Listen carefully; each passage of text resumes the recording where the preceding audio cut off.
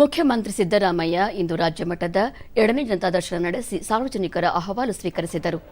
ಶಕ್ತಿ ಕೇಂದ್ರ ವಿಧಾನಸೌಧದಲ್ಲಿ ಮೊದಲ ಬಾರಿಗೆ ನಡೆದ ಜನತಾ ದರ್ಶನಕ್ಕಾಗಿ ಸಾಕಷ್ಟು ತಯಾರಿಗಳನ್ನು ಮಾಡಿಕೊಳ್ಳಲಾಗಿತ್ತು. ತಾತ್ಕಾಲಿಕ ಟೆಂಟ್ಗಳ ನಿರ್ಮಾಣ, ಅರ್ಜಿಗಳ ನೋಂದಣಿಗೆ ವ್ಯವಸ್ಥೆ, ಊಟ ಹಾಗೂ ಅಗತ್ಯ ಸೌಲಭ್ಯಗಳನ್ನು ಕಲ್ಪಿಸಲಾಗಿತ್ತು. ಮುಖ್ಯಮಂತ್ರಿ ಸಿದ್ದರಾಮಯ್ಯ ಪ್ರತಿಯೊಂದು ಕೌಂಟರ್ ಬಳಿಗೂ ತಾವೇ ತೆರಳಿ ಸಾರ್ವಜನಿಕರಿಂದ ಅಹವಾಲು ಸ್ವೀಕರಿಸಿದರು. ಕಂದಾಯ, ಆರೋಗ್ಯ, ವಸತಿ ಇಲಾಖೆಗೆ ಸಂಬಂಧಪಟ್ಟಂತೆ ಹೆಚ್ಚು ಅರ್ಜಿಗಳು ದಾಖಲಾಗಿದ್ದವು.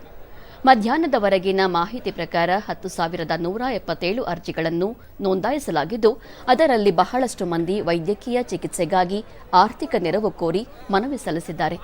ಅಂತಹ ಅರ್ಜಿಗಳಿಗೆ ಮುಖ್ಯಮಂತ್ರಿ ಸ್ಥಳದಲ್ಲೇ ಸ್ಪಂದಿಸಿದರು.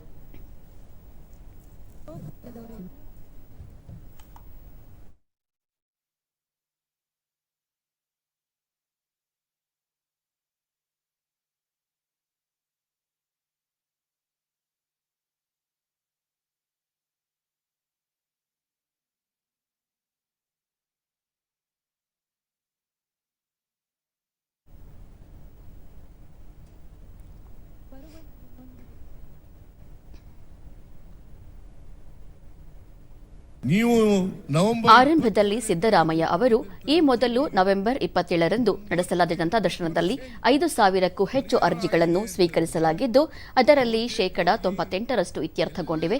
ಇಂದು 10,000ಕ್ಕೂ ಹೆಚ್ಚು ಅರ್ಜಿಗಳು ಬಂದಿದ್ದು, 3 ತಿಂಗಳೊಳಗಾಗಿ ಕಾನೂನುಬದ್ಧವಾದ ಪರಿಹಾರ ದೊರಕಿಸಲಾಗುವುದು.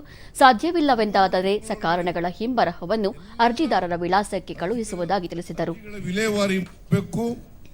ಅವರ ಸಮಸ್ಯೆಗಳಿಗೆ ಪರಿಹಾರವನ್ನು ಕೊಡಬೇಕು. ಒಂದು ವೇಳೆ ಕಾನೂನು ರೀತಿಯ ಕೊಡ್ಲಿಕ್ಕೆ ಆಗದೆ ಹೋದ್ರೆ,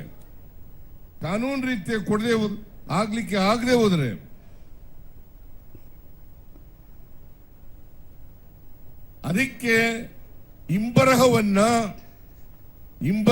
ಇಂಥ ಕಾರಣಗಳಿಗೋಸ್ಕರ ನಿಮ್ಮ ಸಮಸ್ಯೆಗೆ ಪರಿಹಾರ ಕೊಡಕ್ಕಾಗಲ್ಲ, ಇದು ಕಾನೂನಿಗೆ ವಿರುದ್ಧ ಆಗಿರೋದ್ರಿಂದ ಅಥವಾ ಮಾಡಲಿಕ್ಕೆ ಬಾರದೇ ಇದ್ದರಿಂದ ನಿಮ್ಮ ಸಮಸ್ಯೆಗೆ ಪರಿಹಾರ ಕೊಡ್ಲಿಕ್ಕೆ ಆಗಿಲ್ಲ ಅಂತಕ್ಕಂಥ ಹಿಂಬರಹ ಅದು ಯಾರು ಅರ್ಜಿ ಕೊಟ್ಟಿದ್ದಾರೆ ಅವರ ವಿಳಾಸಕ್ಕೆ ತಲುಪಿಸಬೇಕು ಅಂತಕ್ಕಂಥದ್ದನ್ನು ಕೂಡ ಸ್ಪಷ್ಟವಾದಂತ ಸೂಚನೆಯನ್ನ ಅಧಿಕಾರಿಗಳಿಗೆ ಕೊಟ್ಟಿದ್ದೇನೆ.